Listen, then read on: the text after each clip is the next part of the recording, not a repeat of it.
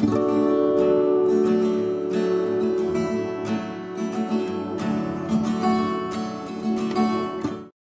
everyone, it's Danny. Welcome back to my channel. Today I'm back with another layout for the Confessions of a Paper Addict cut files design team, and I am using this sweet little rowboat cut file to document a photo that I took while I was on my honeymoon. My husband and I went on a river cruise, and this is the photo that I want to feature. So it is a picture of one of the bridges. And this was actually one of the few nice photos we got. It started raining not long after we set off on the cruise, so it was a little bit of a miserable day, but at this time of the day it hadn't started raining yet, so we got a couple of decent photos, and this was one of them. So I thought this rowboat would be perfect to document this photo because we are, on a very placid river. Now you can see I did a stupid thing. I cut my paper way too short, and I'm not sure what happened. I think I mistook one of the marks that was already on the paper for a mark that I had made. So anyway, all I'm going to do is just piece that piece of paper back together to make it a bit longer, because I am going to cover up the bottom of the page anyway, so I just need something to attach my paper to. Which you'll see in a minute what I mean. So this is an A4 size layout. It's it's kind of between an 8.5 by 11 and a 9 by 12. So it's right between those sizes. It's close enough to either of those sizes that it's comparable. So if you scrap one of those orientations, this is a video for you. But I also think this technique would work just as well on a 12 by 12. And actually, as I was making this, I got some cool ideas for doing a similar layout on a 12 by 12. So I think I'll be using this cut file again on a 12 by 12 layout. I'm just this is a kit I made myself. It's just kind of like a nautical themed kit. It's a bunch of different old and not so old. It's all pretty old, but some of it's really, really old. And all different designers. So I am just taking some of the blue papers and making some waves just by tearing those strips of paper, and I'm trying to get them kind of varied so they're not all the same shape. And I'm just going to overlap them like this. I really like that rope background paper, and that's from a Kaiser Craft collection. And I thought it just went really nicely with the whole boat theme. So I'm just sticking those down, and then I will trim them off, all those overhanging bits. And yeah, this is going in my honeymoon album, which is a A4 size album, so hence the size. I do mix and match my sizes a little bit. I also put these sizes in with my 12 by 12 albums when I don't feel like doing a full 12 by 12. They just slot in between the 12 by 12 pages quite nicely. So I'm just going in here now with some gesso, and I am just using my finger to rub that on, and I just kind of want it to look like white water splashing up from behind the boat. So I am just using my finger to make those kind of splashy splashy shapes, and I didn't go quite high enough, and you can't really see this in the end because on this size layout there's not a lot of space left over once I add my photo and everything, but I know it's there, and I like this effect. So I am now going to go and back my cut file. I'm just using a good old glue and trim technique. So sometimes I will flip the cut file over and trace the shape out, cut it out, and then glue it down. But other times I'll do like this, where I just glue and stick. And that's mainly because I'm trying to get these darker red stripes on this pattern paper. So it's hard to tell exactly where you're positioning your cut file if you're tracing from the back. So this is a time that I will definitely adhere more towards that sticking first and then trimming technique.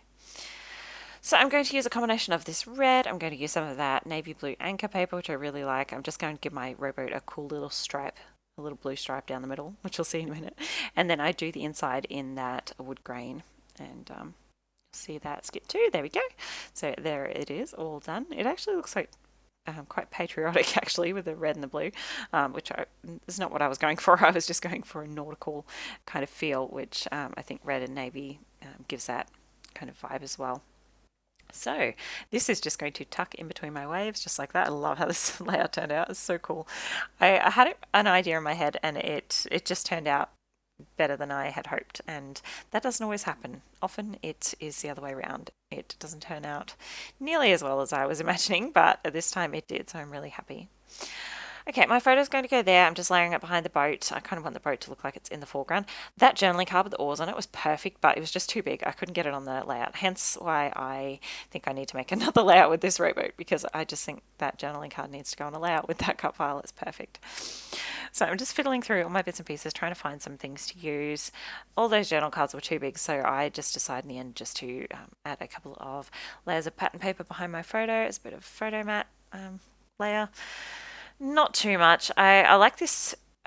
It's more pink than red, but it is in the same color family as the red that I used on the boat without being so bright that it overpowers that red. Then I'm just going to add some of this turquoise stripe, just keeping with those blues, but I like the white stripe, kind of makes it pop a little more. And then I will add some torn pieces of this leaf paper. There is quite a lot of green in the photo. There's those mountains and hills in the background. Lots of lush greenery, so that helps to tie that in there. Just trim those off. And then I'm going to stick my cut file and my photo down, I think. Please use my my giant head. If I can figure out a way to glue down things like that without getting my huge head in the way one of these days, I'll be happy. So now I'm fiddling through my ephemera. I pulled out this lighthouse. I really like that. I'm saving the other one because I am actually making... I've got a few lighthouse layouts for this album, actually. There's a lot of lighthouses down there, believe it or not. It is an island, so I guess that's to be expected. But I like it there just off to the right, left. And I like that anchor. That's perfect. So I'm going to bring that in. Little starfish and a couple of little boats, those sailboats. Again, perfect. I do switch out that big circular piece with this smaller piece. It's just not so overpowering. I switched the boats around because I just like the yellow off to the side there. And I am going to fussy cut off the white border around this anchor because it is so thick. And all the other, well, a lot of the other die cuts, like the lighthouse, is die cut perfectly, and so is that little starfish. There's no white border at all. So it just kind of is jarring to me when they're mixed together like that. So I did the same with the sailboats, trimmed off the extra white. Popping in my title now, I'm using these holographic thickers because the foiling on those die cuts is a silver holographic, so it matches those nicely. It's rare that I'll use that over a gold or a rose gold, but yeah, it was perfect for this layout. Those little tile alphas are really old, but I really like them. I'll be really sad when they run out. I've got a lot of use out of them. I popped that little yellow star in to bring in a third pop of yellow. And now I'm just gluing everything down really quickly. I'll pop in a little star just to add a third piece to that little cluster that I have there. Now I'm bringing in my Gina K glitter gel in white, and this stuff is fun. I've been playing with this quite a bit lately, actually. So I'm just scraping that just straight on with my palette knife. I'm not using stencil or anything for this, just over the top of where I put that gesso. And then I'm going to go along all those white edges where I've torn my paper and just splop, very technical term there, splop it on. So I'm kind of scraping, I'm kind of trying to keep it quite thick and blobby, if that makes sense. When it dries, I want it to look really three-dimensional. I want it to be quite lumpy and thick so that it looks 3D, not just sort of like I've smeared glitter on. I want it to look like white water. That is what I was going for, and I think it really does look pretty cool by the end.